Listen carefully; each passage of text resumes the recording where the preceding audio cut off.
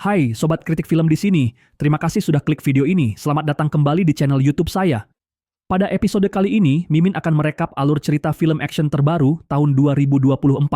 Film ini mengisahkan seorang pensiunan tentara Tiongkok yang harus berpacu dengan waktu untuk menghadapi serangan teroris yang menargetkan komunitas Tionghoa di luar negeri. Dengan waktu hanya 12 jam, ia harus mengerahkan seluruh kekuatan dan keberaniannya demi melindungi sesama warga negaranya dan bertahan hidup dalam situasi yang mencekam. Film ini berjudul Fury 12 Hours, dirilis pada bulan Agustus 2024 dan mendapatkan rating 6,7 dari 10 bintang di situs IMDb. Jadi, pastikan gadget kalian tidak lemot. Ya, yuk langsung saja kita masuk ke alur ceritanya. Cerita dimulai dengan seorang pensiunan tentara Tiongkok bernama Li Jun. Li Jun terlihat berada di kantor polisi, memohon untuk kesekian kalinya agar polisi membantu menemukan keluarganya. Dalam ingatannya, ia mengingat kejadian mengerikan di mana ia terluka parah dan melihat keluarganya terjebak dalam kecelakaan mobil. Namun, setiap kali datang, polisi selalu memintanya untuk kembali minggu berikutnya. Dalam perjalanan pulang menggunakan bus, Li Jun bahkan meminta sopir bus untuk membawanya kembali ke kota keesokan harinya. Diketahui bahwa selama 10 tahun terakhir, Li Jun bolak-balik ke kota itu untuk mencari informasi tentang keluarganya. Tetapi ia tidak pernah berhasil menemukan mereka. Sopir bus itu kemudian berkata, "Kalau aku jadi polisi, aku pasti sudah lelah dan bosan mengurus kasus ini. Sudah 10 tahun berlalu, kau harus ikhlas. Mungkin keluargamu sudah meninggal." Namun Li Jun menolak menyerah. Ia bersikeras dengan keyakinannya, seraya berkata, "Putraku memiliki tanda lahir berwarna merah di sisi kanan lehernya." Setelah bangun dari tidurnya, ia kembali beraktivitas seperti biasa, melayani pelanggan di toko minimarket miliknya.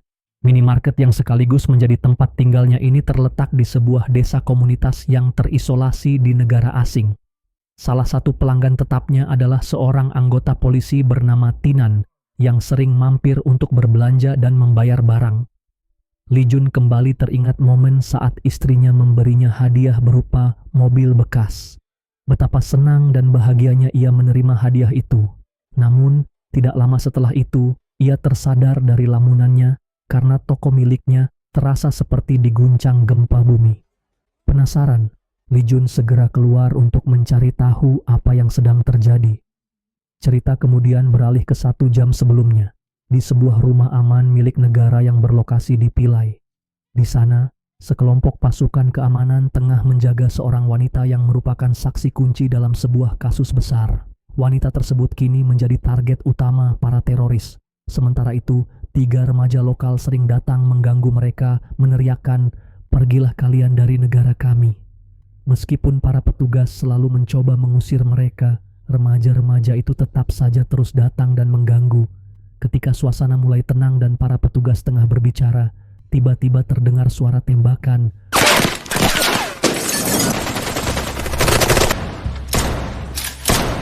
Li Jun yang melihat seorang anak perempuan ketakutan mencoba menolongnya. Namun ia langsung diserang oleh seseorang. Di dalam rumah mereka juga menyadari bahwa wanita yang seharusnya mereka jaga telah menghilang. "Dia sudah pergi dari sini," kata seorang pria. Tak lama kemudian, situasi menjadi semakin kacau. Nangaude.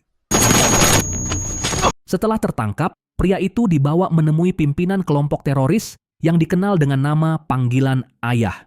Ayah ditemani seorang wanita bernama Cherry. "Aku tahu apa yang kau inginkan, tapi saksi itu sudah pergi," kata Ayah dengan tenang. Tak lama kemudian, salah satu anak didiknya, Xiuji, memberikan sebuah ponsel karena ada panggilan masuk dari seseorang. Orang di ujung telepon itu marah besar karena mereka telah melakukan serangan terhadap komunitas Tionghoa. Namun, Ayah menjawab dengan tegas, "Kami hanya mengambil wanita yang aku cari. Aku hanya ingin mendapatkan wanita itu. Jika tidak, kita berdua akan menderita." Orang itu akhirnya memberikan ultimatum kepada Ayah dan pasukannya. Mereka hanya memiliki waktu 12 jam untuk menemukan wanita tersebut. Sementara itu, di sebuah minimarket milik Lin Wan, seorang pendeta dan seorang pria bernama Lin membawa seorang anak yang terluka ke dalam. Melihat kondisi anak itu, Lin Wan segera memberikan pertolongan dengan mengiris bagian perutnya untuk mengeluarkan sesuatu, hingga anak itu akhirnya kembali sadar. Namun, tidak lama kemudian, ayah dan pasukannya tiba di minimarket tersebut. Melihat situasi itu, Lin Wan segera bersembunyi karena ketakutan. 3 pria dari dalam minimarket keluar dengan niat menyerah.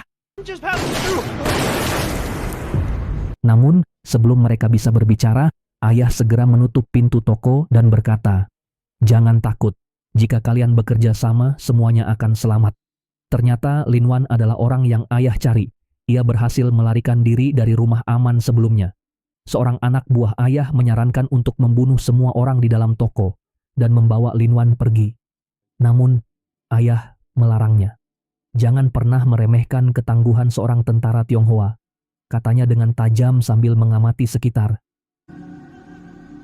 Di tengah situasi tegang, Lin Wan berencana menyerahkan diri. Namun Le menghentikannya dan segera menutup rolling door toko mereka. Ayah kemudian memerintahkan salah satu anak buahnya, Yusuf, untuk masuk ke dalam dan menangkap Lin Wan. Le, yang tidak kehabisan akal, mengambil beberapa benda seperti paku dan material lainnya, lalu memasukkannya ke dalam microwave sebagai bagian dari rencananya. Setelah itu, ia bersama yang lain masuk ke dalam sebuah sumur yang ternyata merupakan pintu masuk ke terowongan bawah tanah. Setelah memastikan yang lain aman di bawah, Le kembali ke atas untuk menghadapi musuh-musuhnya dengan keberanian yang luar biasa. Setelah berhasil membunuh Yusuf, Li kembali ke ruang bawah tanah dan bergabung dengan yang lain untuk terus menyusuri terowongan menuju pintu keluar. Sementara itu, pasukan yang memasuki terowongan menemukan tubuh Yusuf yang sudah tewas. Cherry yang melihat kondisi Yusuf diliputi kesedihan mendalam. Ternyata Yusuf memiliki arti khusus bagi Cherry. Ketika Cherry masih kecil, ia sering ditindas oleh anak-anak laki-laki sebayanya. Saat itu, ayah dan Yusuf datang menolongnya. Ayah berkata, "Kamu tidak perlu takut lagi. Mulai saat ini, aku akan menjadi ayahmu dan tidak akan ada yang berani menindasmu." Yusuf yang menjadi sosok pelindung Cherry pernah memberinya buah ceri yang rasanya manis sambil berkata, "Makanlah ini, kau akan merasa lebih baik." Kini, mengenang momen itu membuat emosi Cherry meledak. Dengan penuh dendam, ia melepas kain penutup wajah Yusuf, mengikatkannya pada dirinya dan bersumpah untuk membalas kematiannya. Cherry segera bergegas mengejar Li. Melihat hal itu, ayah memerintahkan semua pasukan untuk menemani Cherry. Namun Xiuji menghentikannya. "Biarkan aku saja yang pergi. Ayah, tetaplah di sini," kata Xiuji. Waktu tersisa hanya 7 jam dan ayah akhirnya menyetujui rencana tersebut. Di dalam terowongan, Li mendengar suara musuh yang semakin mendekat. Ia segera meminta yang lain untuk terus bergerak menuju pintu keluar, sementara ia memutuskan untuk tetap tinggal dan menghadapi mereka seorang diri. Dalam keadaan tak sadarkan diri, ingatan Li kembali ke masa ketika ia bersama keluarganya. Putranya pernah memberinya sebuah jam tangan sebagai hadiah dengan pesan agar jam itu menjadi pengingat waktu dan alarm jika ia tertidur. Ketika alarm jam tangan itu berbunyi, Li terbangun dari pingsannya. Ia segera menyusul yang lain, tetapi mereka semua terjebak karena pintu besi terkunci dari luar. Sementara itu, ayah menerima laporan bahwa terowongan telah runtuh dan jalan keluar tertutup oleh puing-puing. Dengan emosi yang memuncak, ia memerintahkan Xiuji dan pasukannya untuk masuk ke terowongan mencari Li. Kembali ke Li dan kelompoknya yang terjebak, pendeta terlihat mendoakan para teroris bercadar yang telah tewas. Hal ini membuat yang lain bertanya, "Mengapa kau mendoakan orang jahat seperti mereka?" Pendeta pun menjelaskan bahwa para teroris bercadar itu sebenarnya masih sangat muda. 3 tahun lalu, mereka hanyalah gelandangan yang datang ke gereja setiap minggu untuk mengambil roti gratis, ujar pendeta. Saat itu aku mengajari mereka membaca buku setiap kali mereka datang. Namun, suatu hari mereka kembali dengan pakaian berbeda, mengenakan cadar, dan meminta roti dalam jumlah besar. Gereja tidak bisa memenuhi permintaan mereka. Ketika aku mengajak mereka untuk berdoa, mereka bertanya, "Apakah doa kami akan diterima meskipun kami telah menjadi pembunuh?" Pendeta melanjutkan, Mereka adalah korban keadaan. Sebagian besar menjadi yatim piatu akibat kerusuhan yang ternyata direncanakan oleh organisasi bercadar. Lee kembali tersadar dan Lin Wan berada di sampingnya.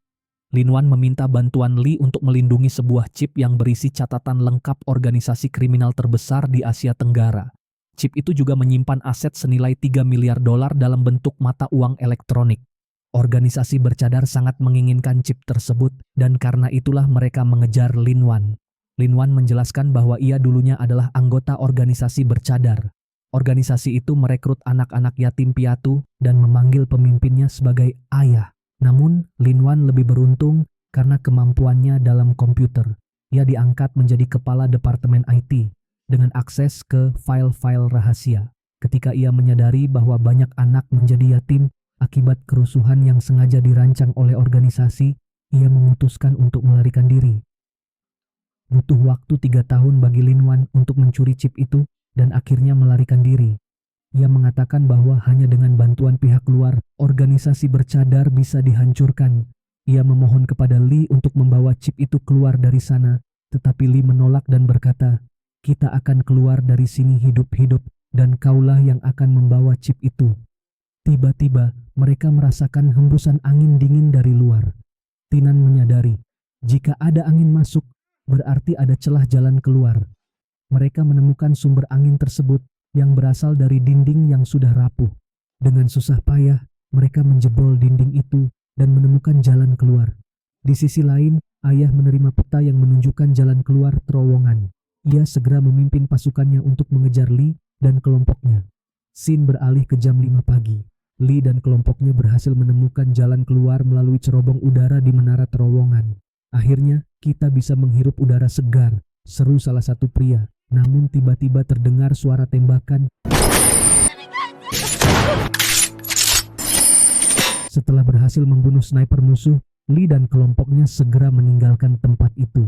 Tak lama kemudian, ayah dan pasukannya tiba di lokasi tersebut. Xiuji memeriksa area di atas, tetapi tidak menemukan siapapun. Namun, ketika ia melihat ke arah sebuah gudang yang tidak jauh dari sana, ia menyadari bahwa Lee dan kelompoknya sedang bersembunyi di dalamnya. Lee, yang tahu bahwa pihak musuh akan segera mendatangi gudang tersebut, meminta Tinan untuk membawa yang lain pergi dan menyelamatkan chip itu.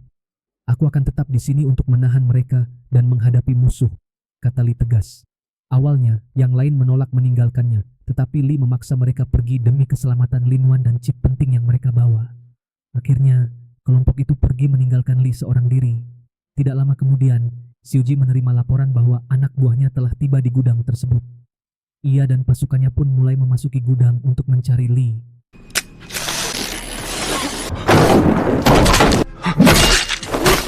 Setelah berhasil menghabisi musuh, Lee mengambil alat komunikasi mereka dan menghubungi Xiuji.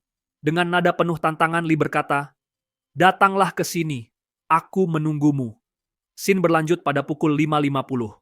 Xiuji dan anak buahnya tiba di lokasi tersebut. Mereka berpencar dan mulai menyisir area dengan hati-hati untuk mencari Lee. Dalam perjalanan, mereka menemukan rekan-rekan mereka yang telah tewas. Tidak lama kemudian, mereka semua berkumpul di satu titik setelah mendengar suara dan melihat sebuah mainan kelinci yang bergerak.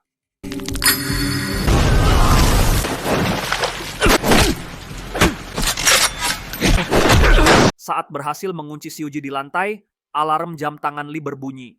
Ia melihat tanda lahir di sisi kanan leher Xiuji dan terkejut menyadari bahwa Xiuji adalah putranya yang telah ia cari selama 10 tahun. Dengan hati yang berat, Lee melepaskan Xiuji. Namun, Xiuji yang tidak mengetahui kebenarannya, dengan emosi menikam perut Lee menggunakan pisau. Lee hanya bisa pasrah, menahan rasa sakit sambil menatap putranya. Air mata mengalir di wajah Xiuji ketika ia mulai mengingat kenangan masa lalu dan menyadari bahwa pria yang baru saja ia lukai adalah ayah kandungnya. Tidak lama kemudian, ayah muncul dan langsung menyerang. Ia memberikan pedang kepada Xiuji sambil berkata, "Habisi dia sekarang, bunuh dia dengan cepat." Scene selanjutnya, dalam narasi singkat dijelaskan bahwa Li Jun terluka parah dan kini dalam kondisi koma setelah pertempuran hidup dan mati. Tinan memutuskan untuk kembali ke Tiongkok dan menetap di kampung halaman ayahnya, memulai hidup baru. Sementara itu, Xiuji dijatuhi hukuman penjara seumur hidup atas tindakannya. Di akhir cerita, terlihat Lee berada di bandara, ditemani oleh pendeta yang melambaikan tangan sebagai salam perpisahan. Namun, sebelum Lin Wan pergi, pendeta tiba-tiba mengeluarkan chip dari sakunya dan menunjukkannya kepada Lin Wan. Dengan senyum misterius, ia berkata, "Ayah akan selalu bersamamu." Tentu saja, mendengar itu, Lin Wan terkejut. Film pun berakhir dengan penuh teka-teki. Demikian episode recap kali ini guys. Dukung terus channel ini dengan klik tombol subscribe. Jangan lupa like, share, dan tinggalkan komentar jika video ini menghibur. Sampai jumpa di video-video berikutnya guys. See you, bye-bye. Terima kasih.